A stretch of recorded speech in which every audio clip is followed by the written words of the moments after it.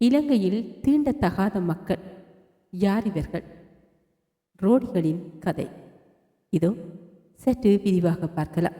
ஸ்ரீலங்காவில் ஒரு காலத்தில் தீண்டத்தகாதவராய் இருந்த ரோடி சாதியினரைப் போல் வேறு எந்த சிங்கள சாதிகளும் ஆர்வங்களையும் ஆச்சரியங்களையும் தூண்ட முடியாது. பழைய சிங்கள ராஜ பரம்பரையின் வாரிசுகள் என கூறிக்கொள்ளும் ரோடிகளை பற்றி உண்மையில் சில மர்மங்களும் இருக்கத்தான் செய்கின்றன. ஆனால் சமூகத்தால் மிகவும் தாழ்த்தப்பட்ட நிலையிலேயே பல நூற்றாண்டுகளாக இவர்கள் வாழ்ந்து வந்திருக்கின்றார்கள். இவர்களின் வரலாறு இதுவரை மர்மமானதாகவே இருந்து வந்திருக்கின்றது. அவர்கள் கதை மிகவும் சோகமானது. உண்மையில் அவர்களின் வாழ்நிலை அதைவிட மோசமானது. நூற்றாண்டுகளாக அடக்கி ஒடுக்கி வைக்கப்பட்ட இம்மக்கள் இப்பொழுதுதான் ஓரளவுக்காவது சமூகத்தின் முன்தளத்திற்கு வந்து தமக்குரிய இடத்தை அடைய முயற்சிக்கின்றார்கள். சுதந்திரத்துக்கு பின்பு வரிசையாக உண்டான அரசுகளால் உருவாக்கப்பட்ட சமூக முன்னோக்குள்ள சட்ட அமைப்புக்கும் மக்கள் நலத்திட்டங்களுக்குமே இதற்காக நன்றி கூற வேண்டும். முதலாம் பராக்கிரம பாகுவின் மகளான ரத்னவள்ளி அல்லது நவரத்தினவள்ளி என்பவளின் குடி வழியினர்தான் தாங்கள் என ரோடிகளின் பழமரபு கதையொன்று கூறுகிறது. ஏறத்தாழ 100 வருடங்களுக்கு முதல் குக் நெவில் என்ற பிரிட்டிஷ் அதிகாரி ரோடிகளின் தோற்ற காரணத்தோடு சம்பந்தப்பட்ட மரபை பின்வருமாறு பதிந்துள்ளார்.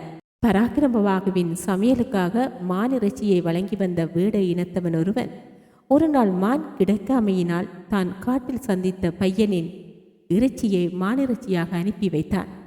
அரசனின் அழகிய மகள் ரத்னாவள்ளி தாம் ஏமாற்றப்பட்டதை கண்டுபிடித்து விட்டாள். இருப்பினும் அவளுக்கு திடீரென மனித இறைச்சியில் ஏற்பட்ட மோகம் தொடர்ந்தும் அவனை இவ்விறைச்சி கொண்டு வரும்படி உத்தரவிட்டது. வேடன் தொடர்ந்து காட்டில் சிறுவர்களை கொல்ல தொடங்கினான். காணாமற் போகும் இளைஞர்களால் நாடே பயத்தில் மூழ்கியது. தனது ஒரே மகன் காணாமல் போய்விட்டதை மன்னரிடம் முறையிட வந்த ஊர் சவர தொழிலாளி அரண்மனையில் காத்திருக்க நேரிட்டது. அப்பொழுது அரண்மனை சாப்பாடாகிய சோறும் மான்கறியும் வழங்கினார்கள். தான் உண்ணத் தொடங்கும் வேளையில் ஒரு சிதைந்த சிறுவனின் கைமொழிகளை அவன் தன் உணவில் கண்டான். அவை தன் மகனுடையவை என்று இனம் காண்பதில் அவனுக்கு சிரமம் இருக்கவில்லை. அவன் அரண்மனையில் இருந்து நழுவி அரசன் இளைஞர்களை கொன்று உண்ணுகிறான் என்ற எச்சரிக்கையை ஊர் முழுவதும் பரப்பினான். உண்மைகள் வெளிவந்தன. தன் மகளின் ஆடை ஆபரணங்கள் அரசுரிமைகள் அனைத்தும் பறித்த அரசன் தோட்டியை அழைத்து அவளை அவனுக்கு மனம் முடித்து ஊரின் ஓர் ஒதுக்குப்புறமாக இருந்து அவனுடைய வேலைகளையே அவளும் செய்து அவனுடைய சாதியிலேயே வாழும்படி பணித்தார். ராபர்ட் நக்ஸ் தனது இலங்கையின் வரலாற்று உறவுகள் என்ற நூலில் சற்று வேறுபட்ட ரோடிகளின் தோற்றம் பற்றிய பழமரபு கதையை கூறுகிறார். இவர்கள் தொட்டா வேடர்களின் பரம்பரையினர். வேடா என்பது வேட்டையாடுதலை குறிக்கிறது. பெயருக்கேற்றபடி அரசனின் உணவுக்காக மான் வேட்டையாடி கொடுப்பது இவர்களின் வேலையாக இருந்து வந்திருக்கின்றது. ஆனால் அவர்கள் ஒருமுறை யாருக்கும் தெரியாமல் மானிறைச்சிக்கு பதிலாக மனித இறைச்சியை அரண்மனை உணவுக்காக கொடுத்தார்கள். அரசன் அவ்விறைச்சியை சுவைத்து உண்டானோ யாருக்கும் தெரியாது. அதே இறைச்சியை தொடர்ந்து மேலும் கொண்டு வர சொன்னான். ஆனால் இது என்ன இறைச்சி என்பதை கண்டுபிடித்துவிட்ட அரசனின் சவர தொழிலாளி அரசனுக்கு விஷயத்தை கூறினார். மிகவும் கோபப்பட்ட அரசன் அவர்களை கொல்லுதல் அவர்களுக்கு சுகமான தண்டனை என கருதினார். தான் அவர்களால் மிகவும் துன்பப்பட்டதைப் போல அவர்கள் பல மடங்கு படுவதற்காக அவர்களை சமூகத்திலிருந்தும் அவர் தம் நிலங்களிலிருந்தும் வெளியேற்றி ஒரு தனி ஜாதியை உருவாக்கினார். அவர்கள் எந்த விதத்திலும் நிலத்தை பாவிக்கவோ அல்லது வேறு கேளிக்கைகளில் ஈடுபடுவதையோ தடுத்தார். அவர்கள் சந்ததி சந்ததியாக ஒவ்வொரு வீடுகளுக்கும் சென்று பிச்சை எடுப்பது அன்றி வேறு விதத்திலும் உணவு தேடுவதற்கு மன்னன் தடை விதித்தார். மற்றவர்களால் அடிமட்ட மக்களாக கருதப்படவும் அவர்கள் வேறு எதையும் அனுபவிக்க முடியாதபடியும் செய்தான். கண்டி ராஜ்ஜிய காலத்தில் தான் மென்மேலும் கட்டுப்பாடுகள் ரோடிகள் மேல் திணிக்கப்பட்டன. நொக் சொல்வது இன்று வரைக்கும் அவர்கள் ஸ்திரமின்றி தாழ்த்தப்பட்டே வாழ்கின்றனர். அவர்கள் பொது கிணறுகளில் நீரெடுக்க முடியாது. மலை ஊற்றுகளிலும் ஆறுகளிலும் மட்டுமே அவர்கள் தண்ணீர் எடுத்தார்கள். ஒருவரும் அவர்களை தீண்டுவதும் இல்லை. மிக அண்மை காலம் வரை ஏறத்தாழ 100 வருடங்களாக கண்டி பிரதேசத்தில் ரோடிகளை பற்றிய இத்தகவல்கள் உண்மையாகவே இருந்தன. கண்டி ராச்சிய காலத்தில் ரோடி ஆண்களும் பெண்களும் வெற்று உடம்புடன் குப்பாயம் எனப்பட்ட தனிப்பட்ட குக்கிராமங்களில் கட்டாயமாக தங்க வைக்கப்பட்டார்கள். அவர்களின் அரச சேவை காட்டு மிருகங்களை பிடிக்க தோள்களால் திரிக்கப்பட்ட கயிறு செய்து கண்டி அரசுக்கு வழங்குவதாகும். நொக்ஸ் காலத்தில் ரோடிகளின் முக்கிய தொழில் பிச்சை எடுப்பதாக இருந்தது. அண்மை காலங்களில் தான் இவர்கள் ஓரளவு தொழில் ரீதியான நிகழ்வுகளை தொடங்கி இருக்கின்றார்கள். இவர்களில் ஆண்கள் பும்மெண்டியா எனப்படும் ஒரு பக்கம் மட்டும் அடிக்கப்படும் மேளத்தை அடிக்க பெண்கள் பித்தளை தட்டுக்களை சுழற்றியபடி ரத்னாவல்லி என்ற மரபு வழி மூதாதைக்கு துதி பாடுவார்கள். ரோடி பெண்கள் அவர்களின் அதீத அழகுக்கு பெயர் போனவர்கள். நொக்ஸின் பின்வரும் அறிக்கை மூலம் இது ஓரளவுக்கு விளக்கும். அரசன் தனக்கு எதிரானவர்கள் என்று பல பெரியவர்களையும் புலமையாளரையும் சிறைச்சேதம் செய்யும் போதெல்லாம் அவர்களுடைய மனைவி குழந்தைகளை ரோடிகளுக்கு கொடுப்பார். இது மரண தண்டனையை விட கடுமையானது என்று இரண்டாம் ராஜசிங்கன் கருதினார்.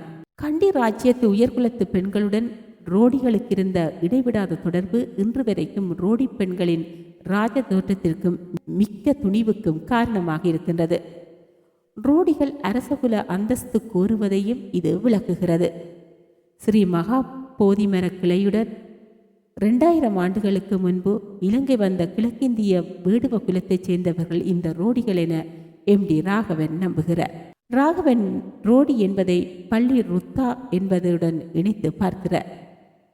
இவர்கள் கீழ் ஜாதியினராகவும் தீண்டத்தகாதவர்களாகவும் இருந்த காரணத்தை கொண்டு ராகவன் தரம் விளக்கம் கருத்தில் கொள்ளத்தக்கது.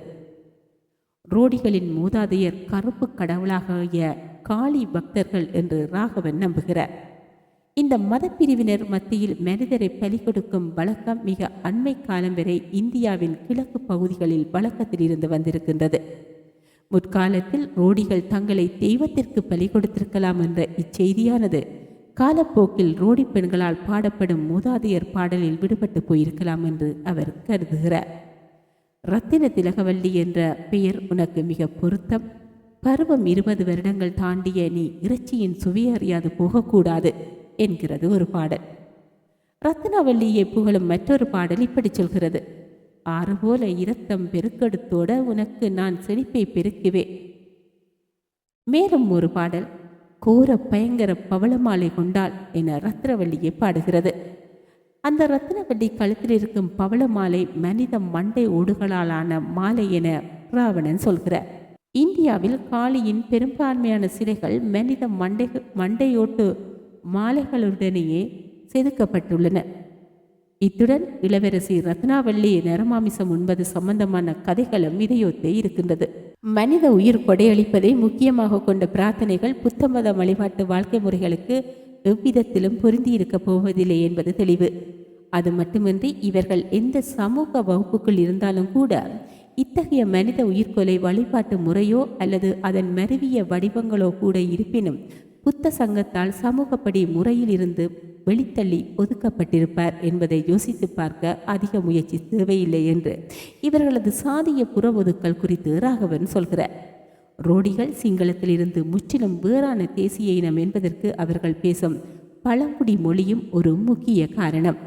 சிங்களத்தைப் போல இந்தோ ஆரியனோ அல்லது தமிழனைப் போல திராவிடமோ அன்றி இவர்களின் மொழி கிழக்கிந்திய முண்டா இன பழங்குடிகளால் பேசப்படும் அவுஸ்ட்ரோ ஆசியாட்டிக் வகையைச் சேர்ந்தது. இற்றைவரைக்கும் ஒரிசாவிலும் பீகாரிலும் முண்டா இன மக்களால் பேசப்படும் மொழி தொடர்புடையதாய் இருக்கும் என ராகவன் நம்புகிறார். ஆரம்ப காலத்தில் ரோடிகளின் தலைவர்கள் ஹுலவாலியா என அழைக்கப்பட்டனர். இது ரோடியா இனத்தினர் வேட்டுவ பழங்குடிகளாக இருந்த காலத்தில் இருந்து வரும் மரபு என ராகவன் கருதுகிறார். முற்காலத்தில் வன்னி பகுதியில் ரோடிகள் 12 புறமண இனக்குழுக்களாக இருந்தனர். மகாபோல, பாபோல, அல்பகா போன்றவை. பிரதேசத்து இனக்குழுக்களிலும் தனித்தன்மைகள் இருந்தன. முற்காலத்தில் இருந்தது போலல்லாமல் ரோடிகள் இன்று தங்கள் இனக்குழுத்தன்மையை இழந்துவிட்டு நிற்கின்றனர். ரோடிகளில் பெரும்பான்மையினர் பழைய கண்டியரசு மலைநாட்டில் காணப்பட்டனர். சிறப்பாக வடமேற்கிலும் மத்திய பிரதேசத்திலும் ஊவா சப்ரகுமுவா பிரதேசங்களிலும் இவர்கள் அதிகமாக காணப்பட்டனர். இன்று முழு இலங்கையிலுமே இவர்களின் எண்ணிக்கை ஒரு சில ஆயிரங்களே. 1911 நடந்த சனத்தொகை கணக்கெடுப்பே ரோடிகளை தனி இனமாக அடையாளப்படுத்திய கடைசி கணக்கெடுப்பு. அப்போது அவர்கள் 1572 பேர்களாக இருந்தனர். ரோடிகளுக்கே உரித்தான தனித்துவமான கலாச்சார எச்சங்கள் சில இன்னும் எஞ்சியுள்ள போதும் ரோடிகளின் பழைய மரபு வாழ்க்கை வேகமாக மாறி வரும் ஒன்று. ரோடி பெண்கள் தம் சமூகத்தில் உயர் அந்தஸ்து அனுபவித்து வந்ததாக சொல்லப்படுகிறது. குடும்ப வாழ்க்கை அதிகாரம் அவர்கள் வசம் இருந்ததாகவே இன்று வரைக்கும் சொல்லப்படுகிறது. அவர்கள் தமது பிள்ளைகளின் திருமணத்தை தாமே நிச்சயிப்பதுடன் விவசாயத்திலும் கலை நிகழ்வுகளிலும் கணிசமான வருவாயும் பெற்றுக்கொள்கின்றார்கள். ரோடி பெண்களின் அழகும் கவர்ச்சியும் ஏராளமான மேல்சாதி இளைஞர்களின் உள்ளங்களை கொள்ளை கொண்டுள்ளது. ஒரு நவீன காலத்து சிங்கள கவிஞன் ரோடி பெண்களின் அழகை பின்வருமாறு பாடியிருக்கின்றார்.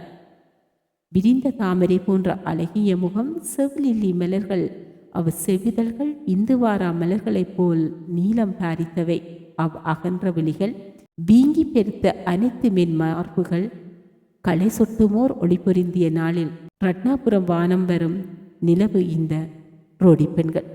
இவ்வாறு ரோடி பெண்களை அந்த சிங்கள கவிஞன் வர்ணித்திருப்பது ரோடி பெண்கள் அழகானவர்கள் என்பதை தெளிவுபடுத்தியிருக்கிறது.